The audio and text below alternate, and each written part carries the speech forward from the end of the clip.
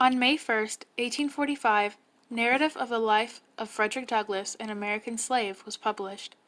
This narrative brought to light many aspects of the lives of African American slaves. One of the most apparent themes throughout the narrative is the importance of knowledge. In the narrative, Frederick Douglass, when he started to learn how to read, became more knowledgeable of the world around him.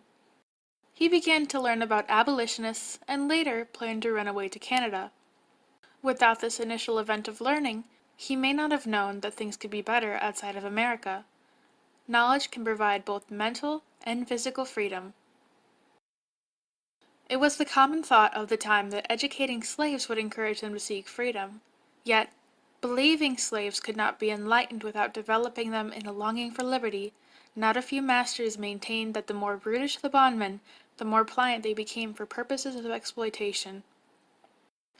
This likely deterred from much initial effort to teach the slaves. Frederick Douglass's understanding of the world around him grew upon learning to read. The more I read, the more I was led to abhor and detest my enslavers. I could regard them in no other light than a band of successful robbers who had left their homes and gone to Africa, and stolen us from our homes, and in a strange land reduced us to slavery. When Frederick Douglass was with his last slave owner, he was able to teach his fellow slaves, Henry and John, to read.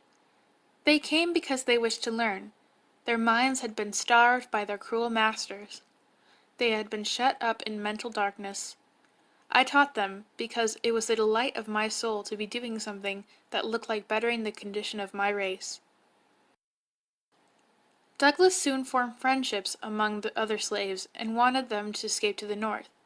To do this, Douglass had to convince them to join him. I therefore, though with great prudence, commended early to ascertain their views and feelings in regard to their condition, and imbue their minds with thoughts of freedom. If Douglass had not taught the slaves to read, he might not have been able to convince them to escape to the north with him. Reading and writing could provide slaves better understanding of the world, but it was also valuable as a life skill.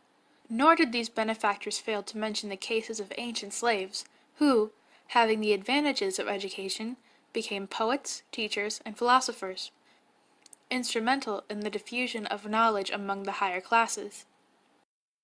Having reading and writing skills are beneficial to advance in society. After gaining a better understanding of the world Douglass lived in, he learned of abolitionists and of freedom's existence in the North. This led him to further his goal of learning to read and write. I looked forward to a time at which it would be safe for me to escape. I was too young to think of doing so immediately.